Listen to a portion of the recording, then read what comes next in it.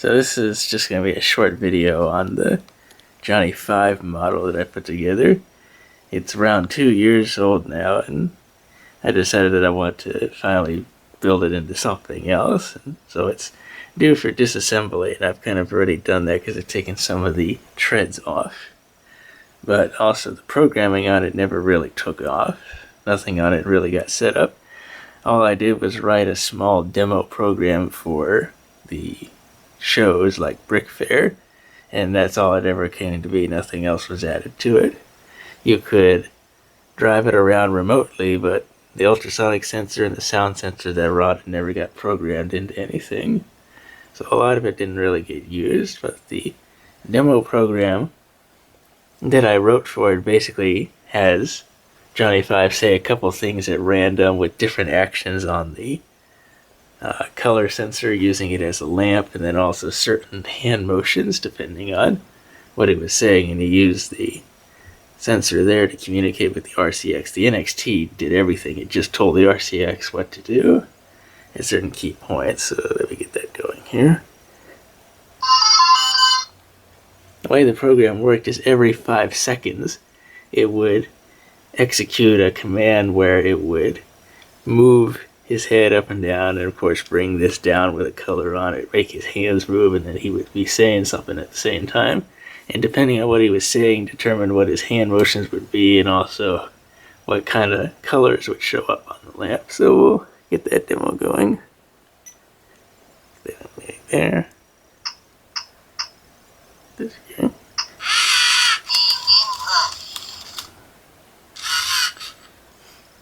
Again, every 5 seconds it'll do something random, so it's possible to play the same thing again.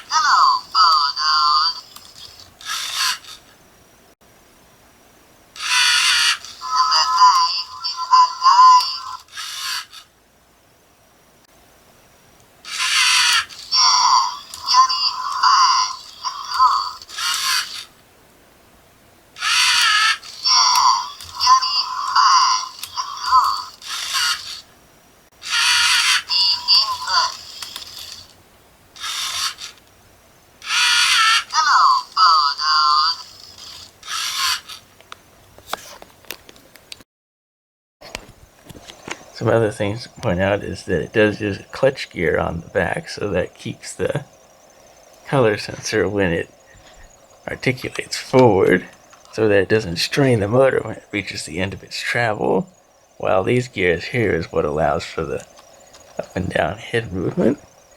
And he's got his little label there from Nova Laboratories, Sync Prototype number 5.